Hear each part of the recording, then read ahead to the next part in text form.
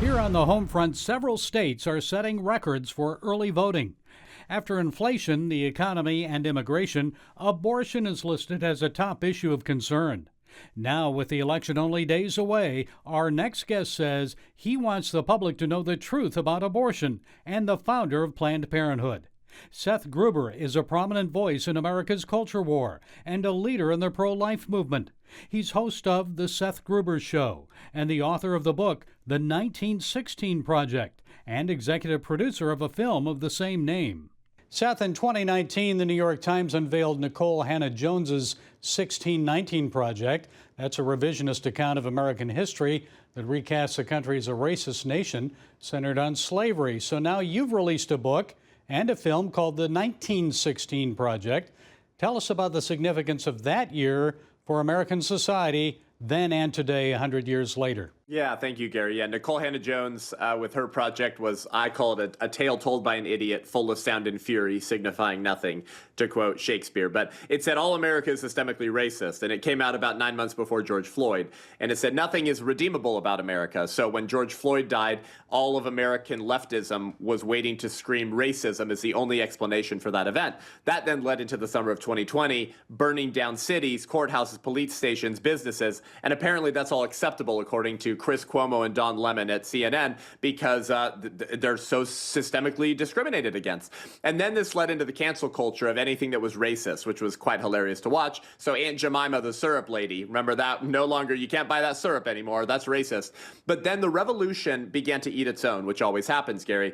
And the radical left and the disciples of the 1619 Project and BLM Incorporated teamed up to attack Planned Parenthood in the summer of 2020. Highly hilarious. So these were not pro-lifers attacking Planned Parenthood. We've been doing that for over 100 years. These were pro-abortion, cultural Marxist, radical leftists attacking Planned Parenthood in July of 2020. And they said, your founder was a racist.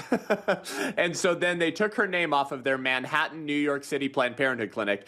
And New York City took Margaret Sanger's name off of the Margaret Sanger Square, which led me to ask a question.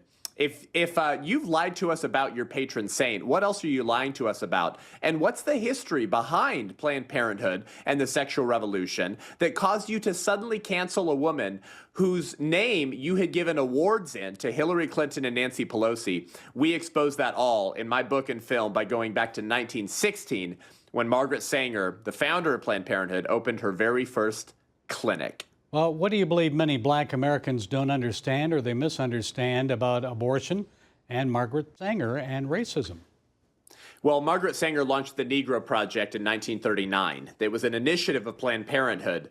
And the opening proposal said, okay, this is her words, said, the mass of Negroes, particularly in the South, are still breeding carelessly and disastrously, with the result that the increase among Negroes, even more than among whites, is from that portion of the population least intelligent and fit, end quote. And then she hired sort of Negro Project directors to go propagandize birth control in black enclaves to get them to stop having kids. So where did Margaret Sanger focus her efforts on propagandizing birth control? In black communities, in minority communities. And so what I think many black Americans don't understand today is that abortion is never a tool of empowerment or freedom for anyone, certainly not for those that the left has disproportionately targeted to decrease their population numbers.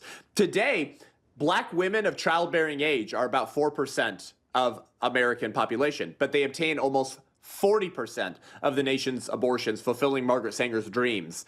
They're trying to eradicate you and kill you in the name of racism and eugenics, but they call it healthcare and female empowerment and feminism. And we're exposing all of what this rotten agenda is and where it comes from in the 1916 Project film, which released October 22nd on our Twitter X account online for free. Well, tell us more about modern day movements sexualizing children and the corporate interconnectivity with the culture of death.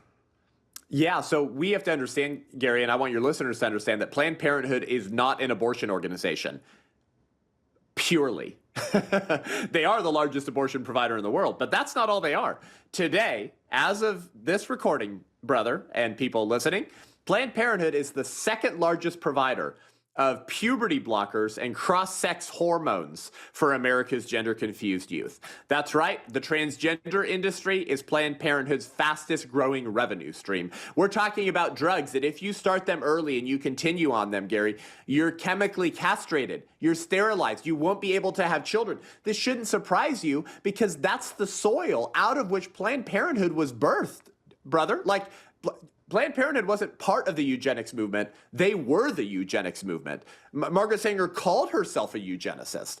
So it's not a coincidence that today, over 100 years after the founding of Planned Parenthood is almost the largest provider of sterilizing drugs to confuse America's gender-confused youth. And Planned Parenthood helped architect the pornographic comprehensive sex ed in America's public schools that sexualizes children by exposing them to any and all forms of sexual activity, even the most aberrant, even the most dangerous, all under the mantle of health education, family living, and freedom for the next generation. The history of that is way more dark and demonic and pedophilic than I could possibly get into on this short program. So you guys have to go get the book and watch the film, The 1916 Project. It will blow your mind. Okay, The 1916 Project is a book and also a film. Where can people get a copy of the book and view the documentary?